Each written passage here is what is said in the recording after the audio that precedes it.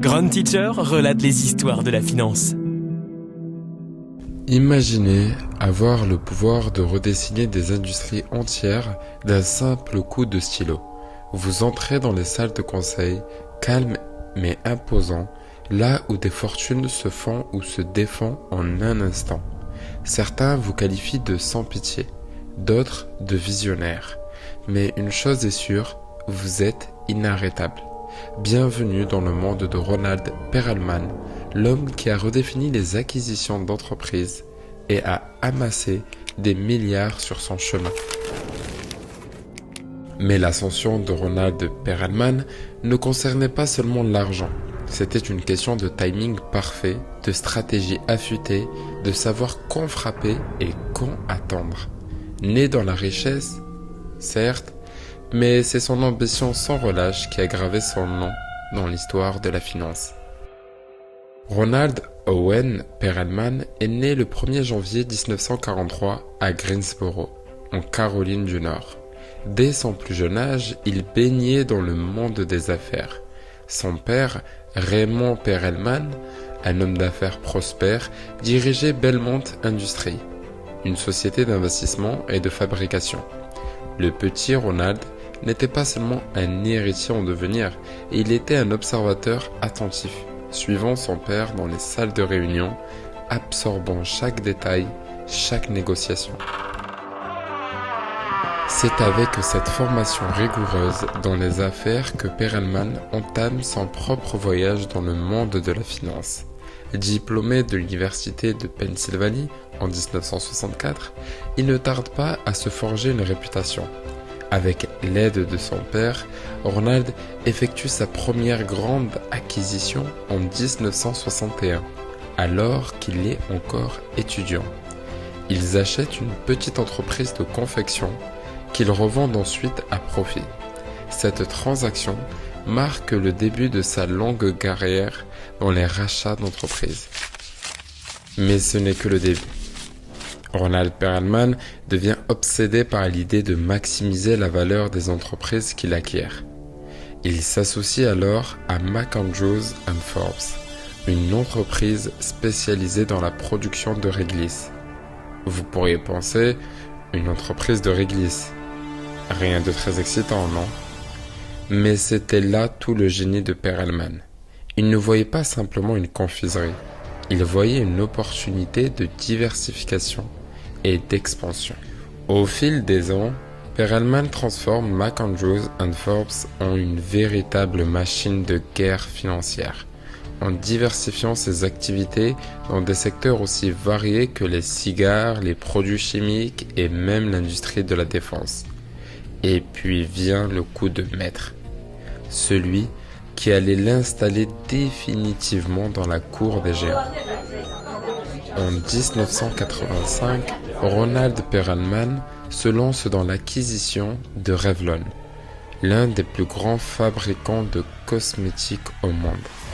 Revlon, c'était un géant sur le marché, mais l'entreprise traversait une période difficile, avec des luttes internes et une concurrence accrue. C'était la cible parfaite pour Perelman.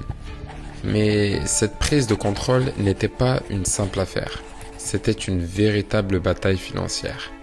Le conseil d'administration de Revlon a tout fait pour repousser Perelman. Mais il n'était pas du genre à abandonner. En utilisant une technique d'acquisition agressive connue sous le nom de LBO, Leverage Buyouts, il emprunte massivement pour financer l'acquisition, tout en utilisant les actifs de Revlon comme garantie. Le 30 novembre 1985, après plusieurs mois de lutte acharnée, Ronald Perelman prend enfin le contrôle de Revlon pour 1,8 milliard de dollars. Ce qui semblait impensable devint réalité. Perelman ne se contente pas de diriger une entreprise de cosmétiques. Il commence à découper ses actifs, à revendre certaines parties, maximisant chaque centime de l'investissement. Ce mouvement audacieux allait devenir sa marque de fabrique. Ce succès a propulsé Perelman sous les projecteurs, mais avec la célébrité sont venues les critiques. Pour beaucoup, Ronald Perelman incarnait l'image du corporate raider, impitoyable, celui qui rachetait des entreprises pour les démanteler et en tirer un maximum de profit, sans se soucier des emplois perdus ou des conséquences pour les communautés locales. Mais pour Perelman, les affaires c'était la guerre. Chaque mouvement comptait. Il avait appris très tôt que dans ce jeu de pouvoir, il n'y avait pas de place pour les sentiments. Ce qui comptait, c'était le résultat. Et les résultats, Perelman en a eu. Il a continué à accumuler les entreprises. Marvel Comics, Consolidated Cigar, Sunbeam Products, chaque acquisition renforçait son empire. Avec le temps, Ronald Perelman devient l'un des hommes les plus riches du monde, figurant régulièrement dans les classements des milliardaires. Mais sa fortune n'a pas seulement été façonnée par les affaires. Perelman a aussi fait la une des journaux pour sa vie personnelle tumultueuse.